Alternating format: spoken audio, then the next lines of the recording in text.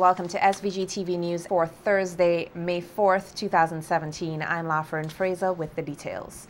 The hearing of the election petitions case continued today at the High Court, where Justice Esco Henry heard the 2.5-hour arguments respectively presented by the lead lawyers for the respondents, Queen Counsel Anthony Astaphan, and for the petitioners, Queen's Counsel Stanley Stocky John. During his presentation, Queen's Counsel Anthony Astaphan referred to several legal cases and argued the importance of jurisdiction in hearing the issues and of the act stipulating the election process.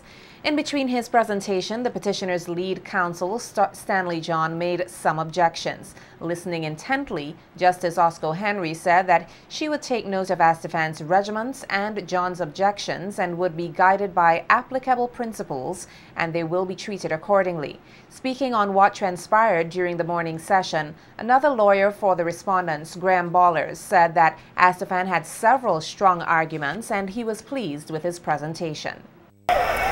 We finished deliberating. Mr. John is on his feet and the matter continues this afternoon. And what is your strong point, you think? The argument by Mr. Astaphan, what is his? We have many strong points. The main one is that the act is quite clear, and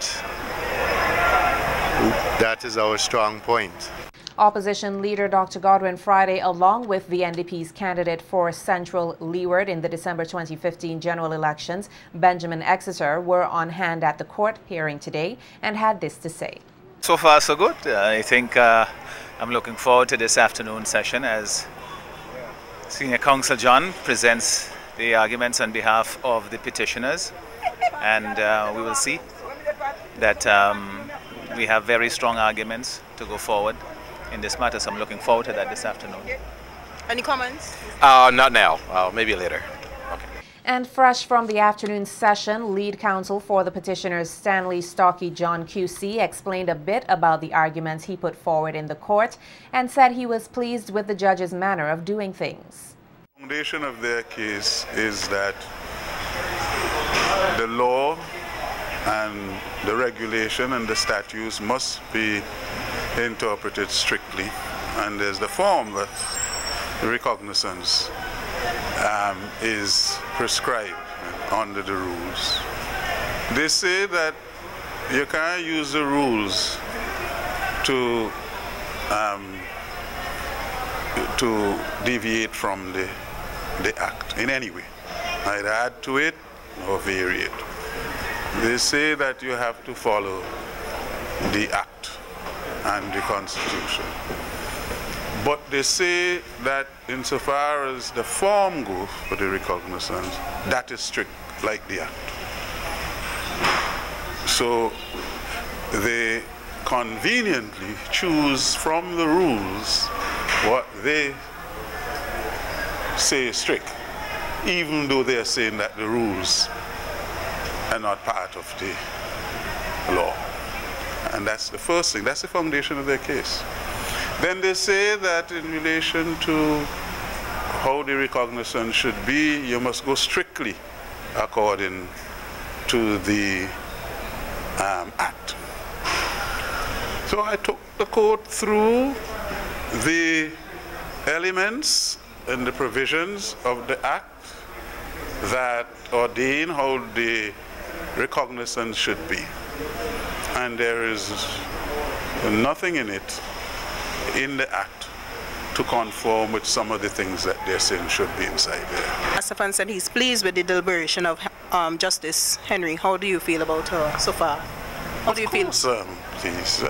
Please, the judge is managing the proceedings soundly. Meanwhile, Queen's Counsel and lead counsel for respondents, Anthony Astaphan QC, also gave a synopsis of what took place and also expressed his satisfaction with the proceedings. I feel good. So what exactly was your strong point in your argument today? All strong. I am very happy with the way it's going. I think it's fairly clear to me that the judge is in full control of the case and the court, and I give respect for that. The court will resume tomorrow when the judge is expected to make a ruling on the matter. Anyone who brings up the issue of a government's lack of accountability, transparency, and good governance must ensure that they have proof, which must also be sound. That's the view of General Secretary of the ruling Unity Labour Party administration, Senator Julian Francis, while speaking on the Issues at Hand radio program last Sunday, April 30th. Francis, who also serves as Minister of Transport and Works, was addressing the opposition New Democratic Party's claim that the ULP administration has not been accountable and lacked the display of good governance. Senator Francis noted that opposition leader Dr. Godwin Friday's claim is just a way for him to gain popularity among his followers and even the support of ULP supporters, but at the same time shows his dishonesty, especially with regard to his presentation on Section 75 of the Constitution and the duties of the Director of Audit. To the Constitution, you have to read what the Constitution say and not open yourself to be challenged and rubbish. We see exactly where the mischief is and where the dishonesty is. Because the position we are taking, which is correct, is that accounts, bodies that are established by way of statute in Parliament, report their financial statements to the Parliament. Those companies and authorities that are established under law, that is the company law, which the government is authorized to do, even by this Constitution, and we'll come to that just now, they lodge their financial statements at CIPO, which is Commercial and Intellectual Property Office. They claim, you know, that in 1998 we used corruption to win the election. So they do a lot of copycatting of our political strategies. But it is not written in paper, you know. It's not in a book that you can go and do it. You have to know how. Francis said the ULP administration has and continues to abide by the laws of the land which govern the country. The politician says, no, okay, you must do this. And to stop an argument, you just do it. That financial statements are audited by firms hired to do these jobs. Each of these organizations or authorities established under law. A board of directors established, auditors are established according to the Company Act, according to the bylaws of the company. And that's how it's run. So that for accountability and accountancy and transparency, if you have lodged financial audited statements, all the opposition has to do is go and look for them. Meanwhile, leader of the Democratic Republican Party, the DRP, Anicia Batiste, on her program, Serving the People on SVG-TV last evening, said it is not sufficient to say that the audited reports of the International Airport Development Company, or the IADC, are submitted to the Commercial Intellectual Property Office, or CIPO, noting that the IADC is a body established by law for public purposes, which has spent funds appropriated by and dispersed by Parliament. Batiste said, as such, its accounts must be audited by the Director of Audits. What is a type of business? What is the purpose? Main types of business the company carries on or proposes to carry on. A, to provide for the financing and construction of an international airport on the mainland St. Vincent, and B, to provide for the management of all airports in the state. Wouldn't you say that's a body established by law, the Companies Act, for public purposes? Of course, because here it is providing for financing and construction of the Argyle International Airport and also providing for the management of all airports in the state. So it is indeed a body established by law, the Companies Act of 1994. It was incorporated in 2004 and it is a body established for public purposes.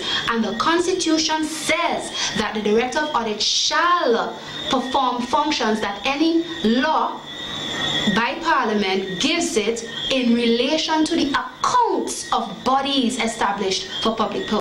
Examining whether the IADC is a government-controlled institution, Batiste said that the Director of Audits has a legal entitlement to examine bodies which fall under this category, since the government is its sole shareholder and has the right to elect its board members.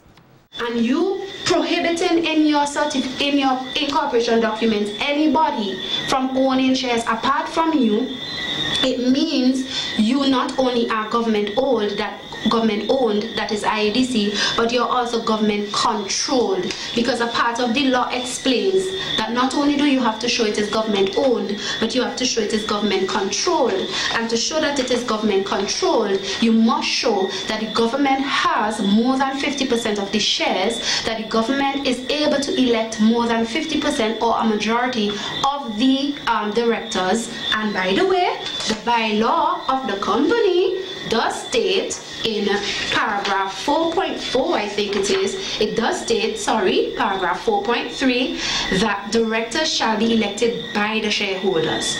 So if government is the sole shareholder, and if government prohibits in the incorporation articles of the company anybody in public from owning shares, and the directors are elected by shareholders, then it means the sole shareholder, the government, has control of the company, because it can elect the majority of the directors as the sole shareholder.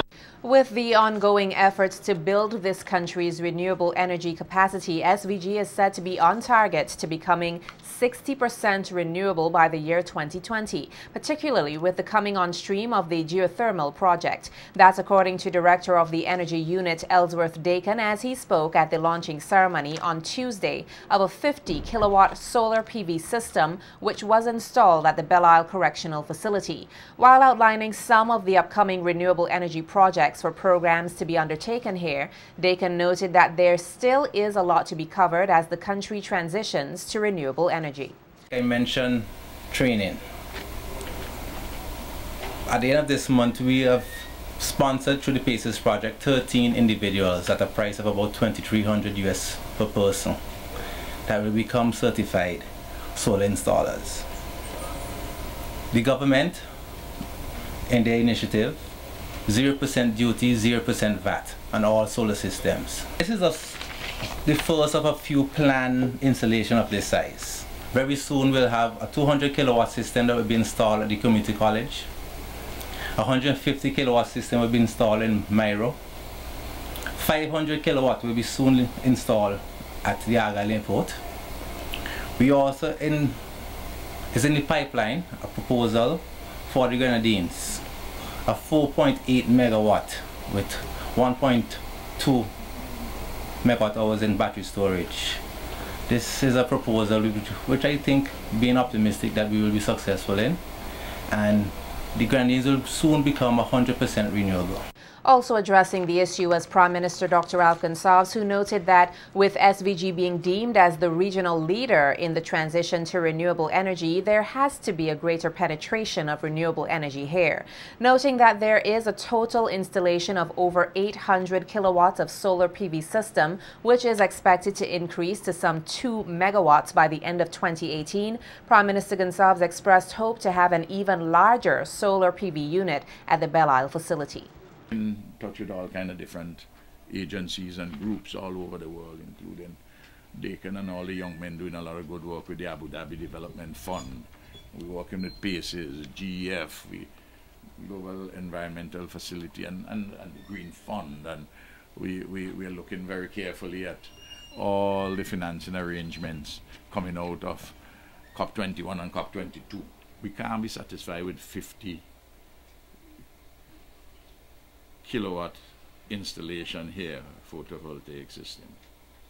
We're only saving $3,000,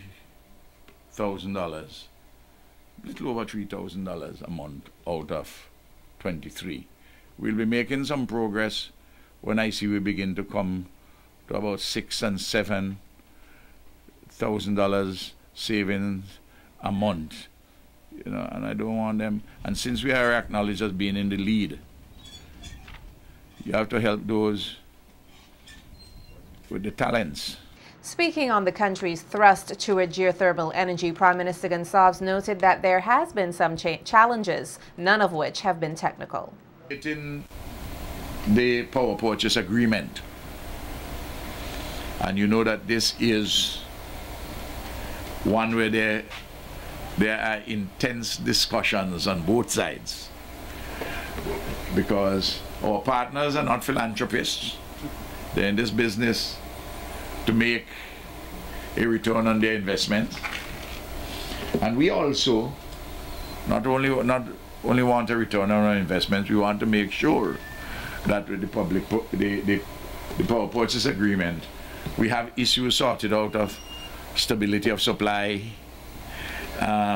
what is the actual price of which our utility buys from the power producer. We have resolved most of them. But some have proved to be a little problematic. But we will get there because there's a willingness on both our sides. The police here are investigating a double homicide with the deaths of two brothers, police officer Danroy Cozier and Nicholas Cozier. The bodies of the brothers were discovered just after midday today on the Sign Hill Beach with what appears to be gunshot wounds about their bodies. PC 400 Cozier, up to the time of his death, was attached to the Mesopotamia police station. Himself and his brother are originally from Mountain Cabbage, Sign Hill. The circumstances surrounding their killing are not known at this time. We will bring you more on this story in tomorrow's newscast. Stakeholders such as insurance companies have an important role to play in reducing the incidences of crime in SVG.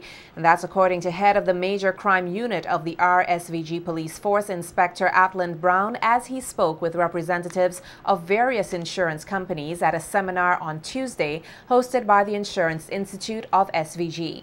While encouraging insurance companies to play a proactive role in preventing crime, Inspector Brown gave a few suggestions to the representatives of these companies, such as the need to educate their clients on the use of CCTV systems.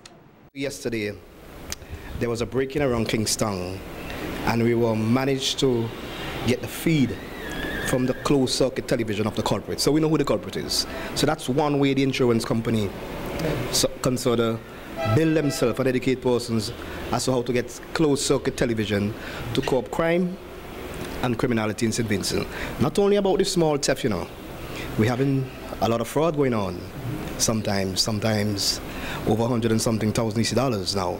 If a business is actually insured, it would be probably easier to restore themselves to the way they were if they are properly insured and educated in the way forward in actually protecting themselves from want to be criminals. So you see, the thing is, as Corporal Primus alluded to, one of the best things to do is actually be proactive and educate persons on the way forward. Inspector Brown spoke on a challenge which the RSVG police force faces in relation to the identification of valuable items and advised insurance companies to ensure that such items can be properly identified. We're having difficulty in terms of identifying marks of valuable assets, you know, so we want to encourage insurance companies to, whenever they're insuring a particular piece of items, make sure that it can be properly identified, because we may very well find that there are two items which are quite similar, but we cannot nail it, so to speak, in terms of identifying the particular product. So if, for example, you could take a photograph somebody mentioned, if you can put a mark of your own, like your initials in it, if you can get the serial number, if you can get the model number, which is a kind of difficult, but you can know what sort of model or grouping it came from. But if you could nail it down to the serial number, the photograph, your particular marking, these are things that can assist the insurance and the police in terms of recuperating or recovering items going forward. Speaking on the issue of white-collar crime, Inspector Brown highlighted the need for insurance companies to educate their clients on such matters. We had an issue with white-collar crime. Persons have been arrested, they have been convicted, they have been publicized. I think that's one sort of deterrent going forward, where persons have been arrested and convicted. Some were made to refund back the state coppers, some were made to refund back the institution as it is. Now, educating persons and tellers going forward is the best thing. Sometimes there are individuals who have a certain amount, a portion of monies in their bank, but they don't even check it. And when they do check, there's nothing there. Now, we encountered a problem like that, but Going forward, we want person to check to see what they have, and the bank could probably, or the insurance company, if they insure, to say, hey, what, we noticed a sudden change in your account. Come and have a word with us going forward and see what is the issue, if there is an issue. Local agro-processing cluster Vincy Plus and the Center for Enterprise Development, the CED, have expressed satisfaction with the staging of the 2016 Vineyard Vincy Festival. The festival, which was held in the USA on Martha's Vineyard, saw the promotion of products from some 16 local businesses. The event was held under a memorandum of understanding signed between the government of SVG and Dukes County Martha's Vineyard in 2014 to encourage and facilitate closer relationships in order to enhance and expand cooperative efforts in the preserving of common traditions and celebrating a long history of shared indigenous cultures.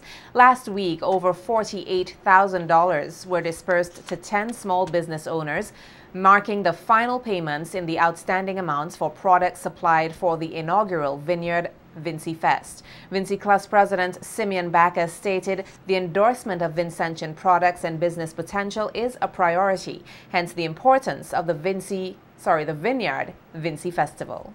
Festival branded Vineyard Vincy Fest 2016 was expected to expose the Martha's Vineyard residents and international visitors to the amazing culture and people of our homeland, St. Vincent and the Grenadines, and provide an opportunity to experience the Vincentian culture through all the senses involving food, music, and all the wonderful arts of St. Vincent and the Grenadines. It also included a fashion show showcasing handicrafts and textile. Initial discussion for preparation for this event started between Invest SVG and the committee in February 2016. However, with no response forthcoming from Invest SVG by May 2016, the Center of Enterprise Development and the board and members of Vincy Class Inc. were invited to facilitate the process of coordinating with local suppliers to deliver products for Vineyard Vincy Fest 2016. He added that the festival met its objectives despite a few challenges. On the cluster's overall mission, the following were the goals for Vincy Class' participation in Vineyard Vincy Fest 2016. 1. Gathering market intelligence on the U.S. market. 2. Exposing local products to the international and diaspora markets. And 3. Identify distribution channels for the cluster members to export. The following criteria was also used to finalize the list of suppliers' products to participate in this venture. Export readiness in terms of quality and quantity. Certification from the Bureau of Standards, that is certification of their labels. And products availability. Backus further took the opportunity to commend the 16 local businesses for their participation in the inaugural festival. 16 small businesses supplied products for the event. The following are those that participated in Vineyard Vincy Fest 2016. Angie's Wines, Brioche, Aurora's, Jazzy's Organic, Erica's Country Style, Immense Bags, Udi's, Tubbs Arts and Craft, Cyrus Snacks, Alco's Wellness Enterprise, Val Kelly, Iroot Industry Association, Pringles Natural Flavors, Garifuna, Gibson's, and Veronica's Creation. Meantime, former SVG consulate to the USA, Selman Walters, stressed the importance for local entrepreneurs to maximize the opportunities that are available to them. The wines will create a problem because of the licensing business, and sometimes the United States people, they don't get a license. But I was fortunate to be able to use the dogmatic so that I had them to get them in without question. question. But you will have to find a special license to get those products in if you invest in wine. So those of you who do breadfruit chips, plantain chips, what the other chips? You put in the chip, farine, the blackberries, rose breadfruit, and the Vincy and strong rum. If you get that in, you can't go wrong. There's a massive market there for you, but how do you exploit it? You have to stay as a group. Always work as a group. Find your agents. Let the agents carry some of the risk. I don't think you should carry all the risk. Agents don't want to carry risk, they take the production consignment. And if they don't sell, or if somebody stole them or what, they tell you, we can't get the money for you because things went wrong.